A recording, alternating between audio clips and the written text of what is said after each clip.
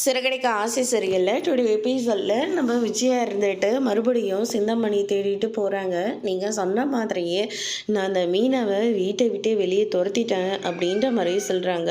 Super master, இப்போ தான் நீங்கள் ரொம்ப நல்ல விஷயம் பண்ணியிருக்கீங்க. இனிமேல் தான் உங்கள் வீட்டுக்கு பிடிச்ச எல்லா தரித்திரமும் உங்களை விட்டு போகும் அப்படின்ற மாதிரி சொல்கிறாங்க. அப்படி மட்டும் போச்சோன்னா ரொம்ப சந்தோஷம். ஆனால் என்ன ஒன்று, வீட்டு வேலை செய்கிறதுக்கு தான் ஆள் இல்லாமல் பசங்களையே ஆளுக்கு மாறி மாறி செஞ்சுக்கிட்டு இருக்காங்க. அதை பார்க்குற போதெல்லாம் இவர் இருந்துட்டு மீனா இருந்திருந்தால் இப்படியெல்லாம் நடந்திருக்குமா? மீனாவே எல்லா வேலையும் இழுத்து போட்டு செஞ்சுருப்பா.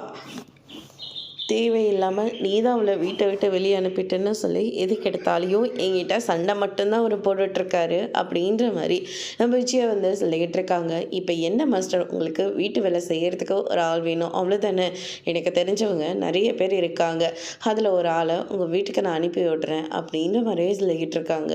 அதுக்கடுத்து தான் வந்து பார்த்திங்கன்னா சிந்தாமணி கிட்டே போயிட்டு விஜயா இருந்துட்டு, நீங்கள் எவ்வளோ பெரிய உதவியெல்லாம் பண்ணுறீங்க, உங்களை மாதிரி ஒரு நல்ல ஃப்ரெண்டு கிடைக்கிறதுக்கு நான் கொடுத்து வச்சுருந்துருக்கணும் அப்படின்ற மாதிரி சொல்லிக்கிட்டு இருக்காங்க.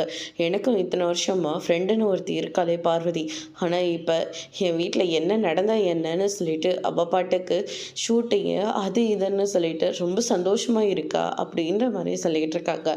அட விடுங்க மாஸ்டர், அதான் நான் இருக்கல உங்களுக்கு, உங்களை நான் நல்லபடியாக பார்த்துக்கிறேன், உங்களுக்கு என்ன தேவையோ அது எல்லாத்தையும் நான் செய்கிறேன் அப்படியே சொல்லிட்டு சிந்தாமணி வந்து சொல்லிக்கிட்டு இருக்காங்க. அதுக்கு அடுத்தது விஜயா, உன்னை நடுத்தருவில் நிப்பாட்ட போகிறதே நான் தான் அப்படின்ற மாதிரி சிந்தாமணி ஒரு பக்கம் நினைக்கிறாங்க. அதோடு இன்னைக்கான ப்ரோமோ முடிச்சிருக்காங்க.